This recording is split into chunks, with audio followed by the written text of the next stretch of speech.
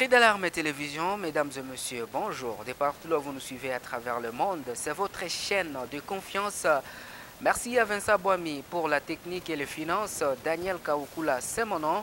Au jour d'aujourd'hui, nous vous parlons de la justice populaire. La justice populaire qui est une réalité en province du Sud Kivu.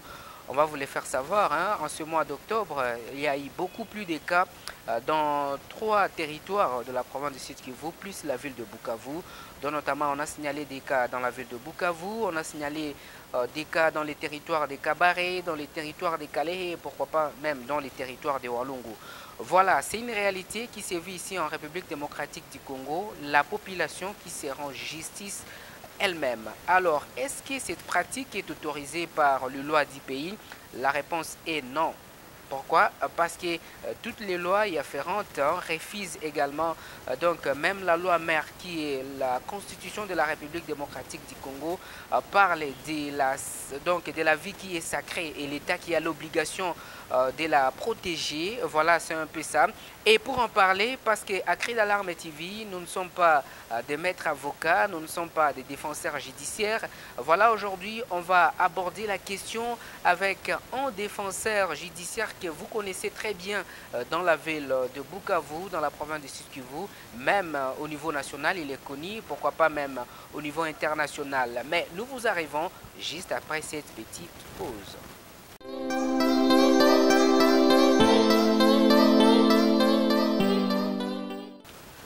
Merci, chers téléspectateurs et téléspectatrices de Cri d'Alarme TV. Nous parlons aujourd'hui de la justice populaire, une réalité qui se vit en province du Sud Kivu, en République démocratique du Congo. Est-ce qu'on peut dire qu'il y a défaillance de l'appareil judiciaire? Il y a manque de confiance dans les chefs de la population face à l'appareil judiciaire? Toutes les réponses vous seront données dans cette interview que nous a accordé Maître Amani Luamba Shadrack, qui est le président national du Parlement citoyen pour la démocratie et la bonne gouvernance, Baraza Laraya. Mais ce n'est pas moi qui le présente, il se présente lui-même. Suivez. Je suis Amani Luamba Shadrack Romiald. Je suis défenseur judiciaire du ressort du tribunal de grande instance d'Ouvira et aussi président national du Parlement citoyen pour la démocratie et la bonne gouvernance, Baraza Laraya. Voilà, avant de commencer avec notre sujet, nous allons devoir d'abord chercher à savoir qu'est-ce qu'est le Parlement citoyen pour la démocratie et la bonne gouvernance, Baraza Laraya. Le Parlement citoyen pour la démocratie et la bonne gouvernance, Baraza Laraya, est une association sans but lucratif de défenseurs des droits de l'homme, agréée ici en RDC, qui y a dans ses objectifs 5 objectifs: le renforcement de la politique publique, le renforcement de la confiance entre citoyens et les gouvernants. Il y a aussi le renforcement de l'éducation civique et citoyenne de la population. Nous avons le 4e objectif, c'est la lutte contre les violations des droits humains et les alertes y afférentes. Nous avons comme mission l'accompagnement des œuvres parlementaires pour leur légitimité. C'est ça le Parlement citoyen qui n'est en bref qu'un salon de citoyens pour dénoncer les mal et les abus dont sont victimes la population, mais aussi amener le gouvernement à exécuter leurs promesses vis-à-vis de la population en tant que leurs électeurs. Le Parlement citoyen a lancé la campagne citoyenne de lutte contre la justice populaire. Alors, c'est quoi le bien fondé ou les mobiles? Oui, effectivement, le Parlement citoyen en tant que protecteur des droits humains a estimé que pour ce moment, dans son programme de l'éducation civique et citoyenne, lancer une campagne au Sud Kivu de la lutte contre la justice populaire. La justice populaire qui est devenue monnaie courante dans nos territoires, dans nos villes, là où la population s'en donne à mettre fin à la vie de certains citoyens qui sont reprochés de certaines infractions et qui est devenu alors normal et dont la plupart des gens qui sont victimes sont des femmes, des vieillards femmes et des enfants qui sont accusés de sorciers ou de sorcières dans nos villages, et aussi d'autres qui sont présumés avoir été auteurs de certains faits infractionnels et la population s'en donne à les tuer. Et là, nous avons estimé que pour prévenir la sacralité de la vie, qui est consacrée par l'article 16 de notre Constitution. La vie est sacrée et l'État a l'obligation de la protéger, mais aussi personne ne peut mettre fin à la vie de quelqu'un, personne ne peut infliger à l'autre des actions, des tortures, des actions inhumaines. Et nous avons estimé que pour que la population comprenne tout ça, l'article 16 de la Constitution, 17 et 18 sur le fonctionnement de la justice congolaise, nous puissions lancer cette campagne de lutte contre la justice populaire. Parlons à présent de la justice populaire. Tout d'abord, définissons c'est quoi la justice populaire. La réponse est toujours avec Maître Amani.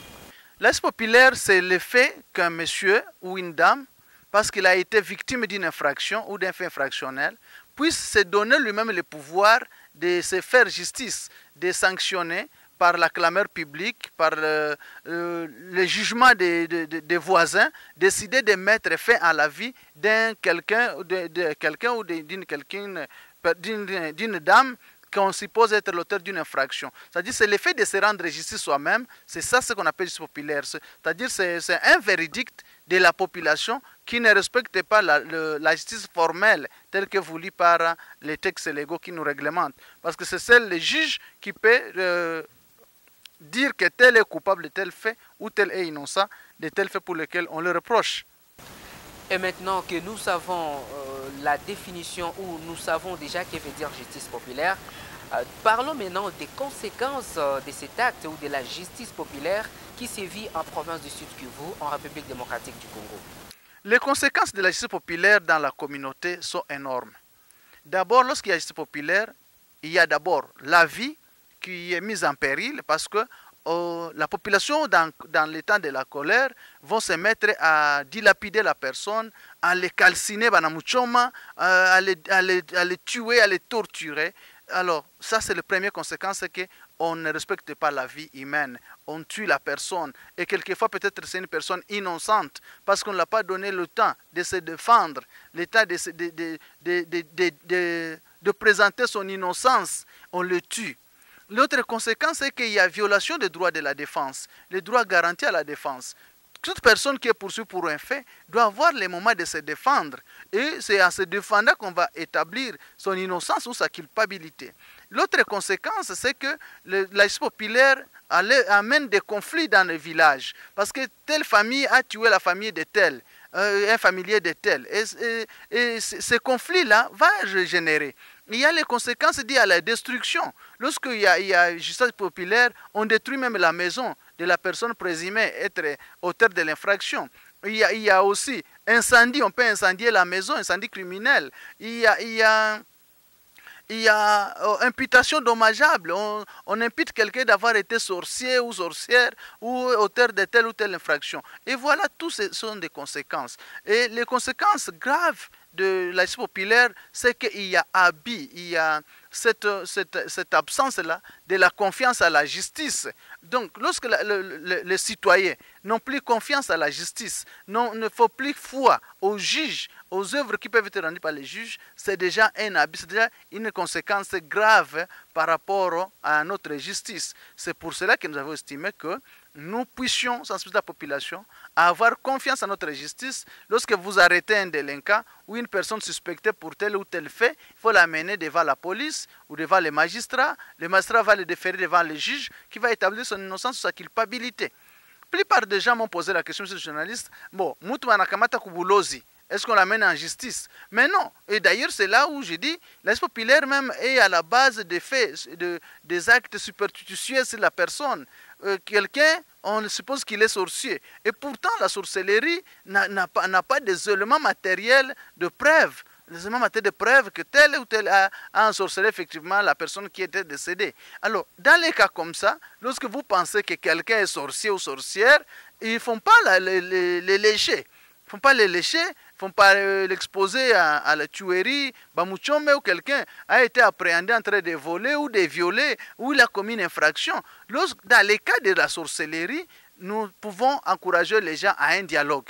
À un dialogue, les gens doivent en parler dans la communauté pour qu'on puisse réduire les cas de fréquence des enfants qualifiés de sorciers ou des femmes qualifiées de sorcières, parce que ce sont des imputations dommageables qui sont de plus en plus fréquentes dans nos milieux. Et nous devons éviter ces conséquences, que ça ne puisse pas disloquer la famille, disloquer la bonne cohabitation sociale. Nous devons prévenir tous ces mal et que la vie est sacrée. Personne n'a le pouvoir d'ôter à l'autre la vie.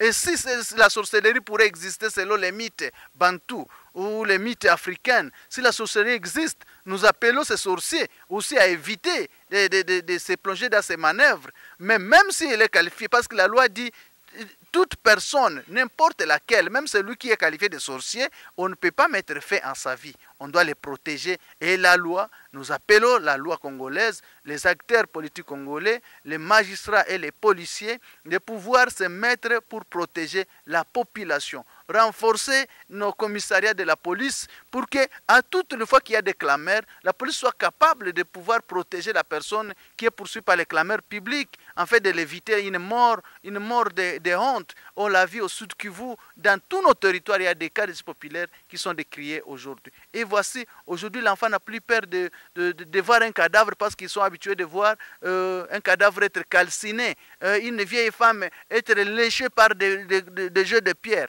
Et nous pensons que nous, comme Parlement, Stop la démocratie et la bonne gouvernance, dans le cadre de la protection à la vie, nous demandons à la population d'arrêter avec ces mauvaises habitudes, de déférer à chaque fois devant les instances compétentes la personne présumée être auteur d'une infraction. Et cela, nous construirons un état de droit, nous construirons un état sérieux, un état qui respecte les vies humaines.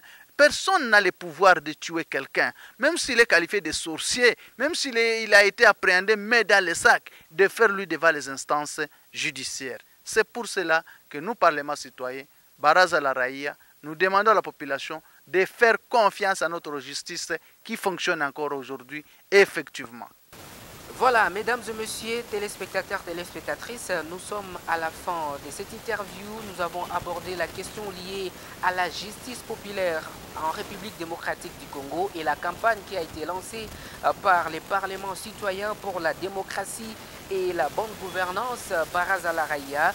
Vous avez suivi à long et à large Maître Amani Luamba, que nous remercions d'avoir accepté notre invitation sur Cri d'Alarme TV. Merci à Vincent Boami qui a assuré la technique et les finances. Mon nom c'est Daniel Kaokula à la présentation. On se retrouve prochainement. Surtout, nous vous disons non à la justice populaire. Bye bye.